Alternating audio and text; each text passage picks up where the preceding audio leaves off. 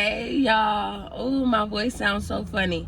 Hey y'all, welcome back to the channel Lovers Anonymous. So if y'all noticed, the first video that I posted, the stronghold of infatuation, I didn't intend to be my first video. So the second video I posted, called The World Hates Me, I thought that was gonna be my first video, so it probably got a little bit funny. I don't know, but anyway, I am back.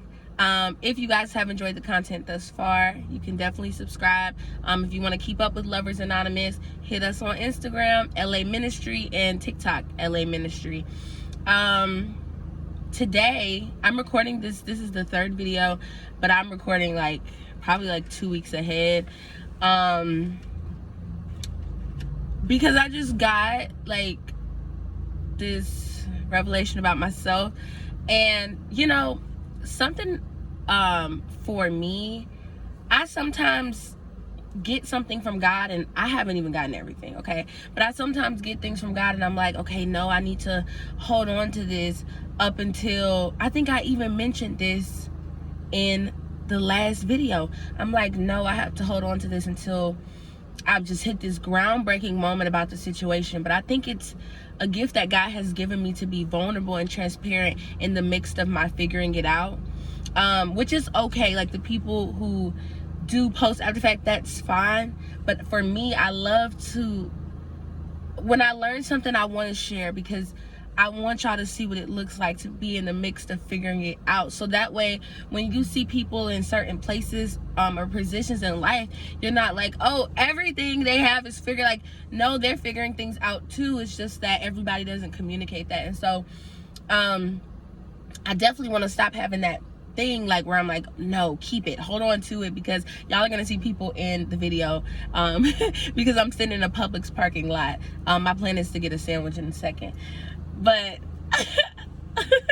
I am so funny. Oh my gosh. I'm also drinking coffee. This is the Charlie. She just got free sponsorship on my page. I mean, on my channel. Hold on. Okay, I gotta stop drinking coffee though, because one, is dairy. I'm trying to cut back on dairy. Two, it make you go to the bathroom, so I just gotta stop. But I got a large. Like, what were you thinking? Anyway, I just wanna I just wanna stop trying to hold on to stuff. And I also think it okay, God, it all goes together. Y'all are gonna see in a second into the message. So the title of this message, I'm not even gonna give it right now. I'm just going to hop into it. So we're gonna be talking about perfectionism. So for me, and a lot of my videos are going to be experience based as well, because if I went through it and I've gotten revelation about it, the point is for me to give you or explain how this happened to help you, help me. I don't know. So for me, perfectionism shows up in different areas of your life. Now, yesterday, y'all, I was trying to learn to dance. Big bang, busting out the Billy Band, taking this back and back, right? I did that dance so many doggone times, and I was just telling my friend, I was like, girl, I can't be a dancer because my dance team would not like me, because I'll be like, let's do it again. I do this when I make TikToks. I do this when I make singing videos. I do this. The only thing I don't really, I used to though, the only thing I don't really do it in is in my speaking. But I always want to redo something until it just looks up to par to me. That's the problem, to me, right? And I've also had people tell me that I'm a perfectionist, and I'd be like, what? No, I'm not. What is this? I'm not trying to be perfect. What? And it came back up because I was like, oh my gosh, I'm not doing everything God has told me to do in a timely manner. I'm just trying to figure this out, managing 2 businesses. I have Lovers Anonymous, and then I have Unapologetic Girl Boss, and I'm like, how am I supposed to get, and it's like I have things to, somebody's car is going off, OMG. And it's like I have things to do because I have, the ministry has already started. I have a launch happening for Unapologetic Girl Boss on dropping on the 15th of this month, March. And I'm just like, I'm not doing it all. I have this list of things, it's not done. God is probably up there like, what the freak are you doing? I pray, y'all, that their car going off is not so loud that it's just like taken away from everything. But it's just like, I'm just like, God is like, what is she doing? Like, why aren't you getting things done? And I was telling my homegirl, like, yeah, I gotta catch up. And she shared a message with me about how, you know, if you feel like you gotta catch up and you're behind, or this is this, you're not moving at the pace of God. That God's pace is peace. God's pace is just not feeling overwhelmed, not feeling overworked or underperformed. It's just being in alignment with what he has you doing and where you are. And so I went and listened to a podcast by Blessed and Bossed Up podcast, Tatum Tamia, on her, so that's her social media, and it was called The Pressure of Being Called. And she talked about perfectionism, and I was like, wow. I literally was talking about perfectionism yesterday with my friends about the dancing thing, and someone told me the other day that I was a perfectionist, and I was like, what? And I was really just listening to what she had to say, and it was a really short podcast. It's really amazing. Y'all should go listen to it. And I was like, wow, I'm a perfectionist. I have a problem with perfectionism. And a lot of times we think like, oh, I just woke up one day and I wanted everything to be great, and I just like for things to look good. No, there's a place that it comes from. There's a place that it comes from. And for me, my perfectionism issues came from daddy issues. And so I'm a girl, I've been dealing with that process, and it's like when you feel like you're kind of done with it, it just kind of comes back up. And I have 2-part daddy issues because I have my father, who is like my father, and then I had a stepdad,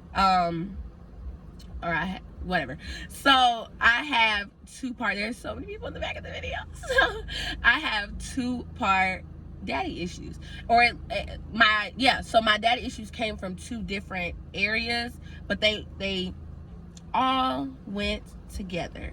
And that is where my perfectionism came from. And y'all, this is super fresh, so if I start crying, look, okay, this is super fresh. So the title of the message is I'm Not Enough for You. The title of the message is I'm Not Enough for You. So what I did, this is what I have in my book right here. I made a chart, and on each side I put my father and then my stepfather. And on my father's side I wrote, what about me made my dad want to stay away and close a point of contact? Now, I am in communication with my father now. I love my dad, okay? And then on the side of my stepdad, I wrote, what about me made him want to be my father, but be half of a father? And then I conjoined them, and I wrote obligation. On one side, we have my stepfather, and he married a woman, my mom, who has children. You know, I like you got kids, so I'm gonna love your kids too. And then on my dad's end, he had a child. Not everybody plans to have children. He had a child. And then there's a lot of other things that go behind that, of why I can understand both men and why things went the way they did, because of things that they have to deal with in them in their own past. And so I have a level of understanding about it, but I never thought about how it contributed to my constant perfectionism that I've always had throughout my life. And so, like I said, the word that I wrote was obligation. That sometimes the love that people give us comes from a level of obligation. And so you just try and find your best way to give that love to whatever it is you feel obligated to. And so the next thing I wrote was, just as they couldn't see the amazingness God placed in me, I then think others won't see the God in me. I find myself, like I said, redoing stuff over and over, clarifying myself after I say something, because I've always been misunderstood in one way or another. I don't always look directly into the camera. Is that weird for y'all? I don't know. I know I do, and then when I really get into something, I kind of just look around. I don't know if that's weird. I really don't look people in the eye either. But I always, like, I was watching the video back from the first video, the stronghold of infatuation, and now that y'all are watching this, if you go back, you can see what I'm talking about, and the areas where I would clarify, and like, I'm not saying judge people, but, and it's like, I know that's not me, and I know that God exudes off of me because of the space that I've allowed him to have within me, but I still clarify myself. It's also why I want to be understood so bad. Like, I even have a perfectionist thing when it comes to cooking. Like, if something messes up when I cook, it truly bothers me, and I'm like telling whoever I cooked for, like, this messed up because of this. Like, literally, it's another reason why I have to tell a whole story. I will tell the whole story and nothing but the whole story. I'm not telling it in parts because I don't want to give you an opportunity to just formulate whatever it is that you want about me. It's also why I give all of me up front, because if you're not gonna want me, I want you to know that you don't want me up front. I don't want to give you time to learn who I am and not see me as enough. I don't want to be not enough to you. And like I said, the title of this message, I done dropped the thing and I'm crying, is I'm not enough to you. And so then you find yourself in these situations with men maybe trying to perfect yourself and just become who you believe they want you to be, because when it goes back to daddy issues, it's like, I must need to become what you want me to be, so that way you can love me the way that I wish you would have, the way that God called you to. Even though you have this level of understanding, it doesn't change that things hurt. And so even in this situation, again, you're like, okay, God, why are you just now bringing this up and showing me this? And it's because you have to be ready to believe it. A lot of us don't want to believe that we want to be enough for someone who we feel like we should have been enough for.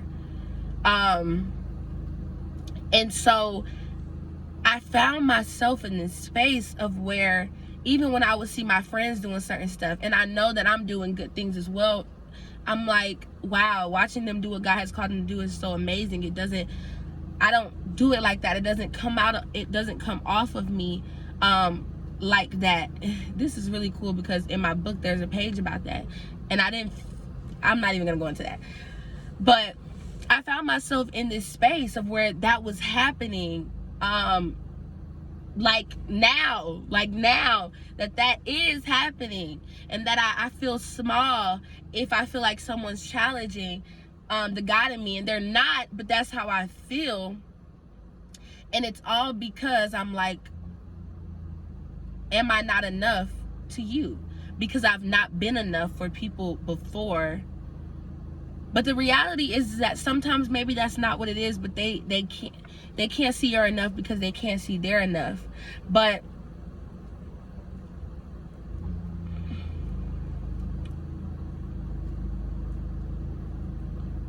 so the scripture, I saw this on a Bible plan. It's Psalms 39, because I wanted to kind of like pull some scripture into it. And I'm not going to read it. But this is where you'll find, I didn't know this stuff was in here. This is where you'll find, I am fearfully and wonderfully made in here. For you created my inmost being. You knit me together in my mother's womb. Let's see, what's the other popular stuff that's in here? I don't know. But this psalm right here just talks about how God knew us completely before he made us. And God also just knew everything about our lives before he made us. And the biggest thing about getting over I'm not enough to you, right? Because originally the title of this message was going to be, I don't feel like I'm enough. But to who, right? Because God makes it clear that you are. And so that's why I'm not enough to you. Because I am enough. Because God says so. Because God says that he knew me before he created me. Because God says that I am fearfully and wonderfully made. Because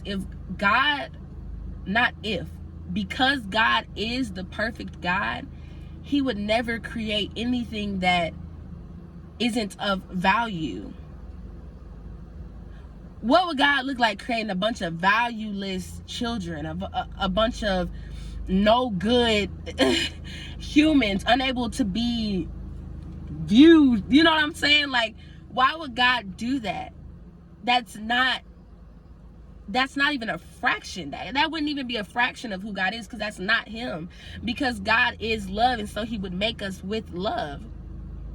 So I'm not enough to you, because I'm enough to him. I'm just not enough to you. And we don't need to come to the terms of I shouldn't feel like I'm not no. We have to come to the realization that sometimes I'm not enough to you. And so in my due diligence, I need to go figure out how I'm enough to him, because I already know that I am. But knowing that you are doesn't resonate when you don't go seeing why you are. And so this whole thing is still going to be a process for me. I'm going to make Psalms 139 somewhat of an anchor scripture for me. And I'm going to be spending time with God and just really figure, what am I saying? Excuse me. Really figuring out how to just maneuver in this, because something I love about when you get revelation and you start to heal from certain things is that you can be triggered again. It can come up again. You can cry about it again. Don't ever feel like because that happens that you haven't grown, or that you don't have understanding, or that you don't think you're enough anymore. Like, no, I'm probably going to cry about this 2 years from now. Like, who knows, right? And I have a relationship with my father. But it's like, who knows? But sometimes you just wouldn't think about where things come from, about where perfectionism comes from. Like, you wouldn't even think. I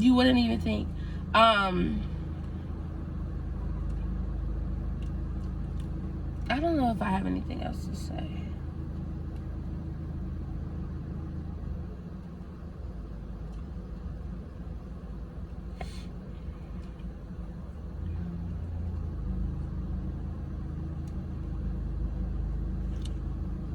Okay, so just because you're not enough to someone in one season doesn't mean you can't be enough to them in another. Now, I'm not saying, because everybody's situation is different, I'm not saying sitting around waiting, oh, I'm gonna be enough to you. No. I'm saying that as a form of giving grace where grace is due. If I cannot come to terms with my own iniquities, I'll never be able to accept anyone else's humanism. Never. So do not just cast out people who don't see you as enough. Do not just shun them. Do not just put them in a box and say, since you didn't see me in one time and you didn't think I was enough here, go. Don't do that to people, okay? I don't want y'all to do that to people. I don't want you to develop a level of anger because they didn't see you as enough. Because on the real, they didn't see themselves as enough because of their impurities, and they couldn't recognize that they were a human, so they can't accept your humanism. And humanism, while it probably has a definition somewhere out here in these streets on Google, humanism is truly just what God has created us as. God knows he made us human. God knows we were born of flesh, but that we can chase after spirit. So,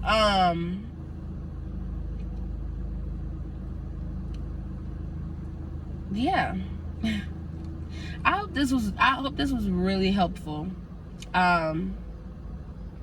I hope this was really helpful, and these videos are super helpful to me just because I want to be helpful to you. And I get to talk it out. It's just me in the car. I get to talk it out.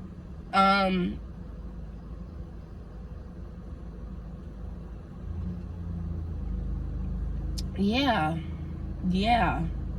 If I keep sitting here, I'm gonna bust out in tears. So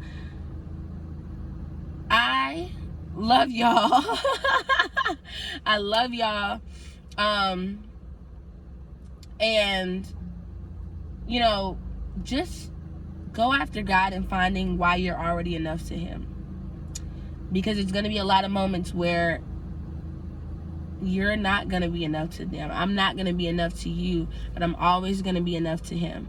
And so if I can find that place and get that peace in that area, then my level of perfectionism can decrease, and I can allow God to increase in the ways that he plans to in my life.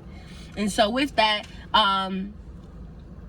what do I have to say? It's probably I'm trying to like calculate the dates. It is Sunday. It's going to be the 14th, and then I'll post again on the 22nd and then the 29th. So that around this time, I'll be closely getting ready to drop or open the application submissions for the May group of Group Anonymous. I should be, like, I'm recording this early, but whoever is watching this, I just wanted you to know to still link with us on social medias, laministry on both Instagram and TikTok, because then if you kind of like this, you may really love Group Anonymous. God may be pushing you in that direction. Also, I'll kind of just be inserting this into the end of all of my videos, so that if you do want to support Lovers Anonymous, I don't have on the t-shirt, but we do have a t-shirt, Here to Love and Be Loved. And then we also just have an option that you all can just donate and submit if you want to support. So yes, I will be back next Sunday, and I love y'all, and thank you for giving me a space to just be like, oh, I know you lied. I'm gonna go because that's the problem. I kept talking, saying too doggone much. Y'all be blessed. I love y'all. And until next Sunday, you can subscribe and meet me back here.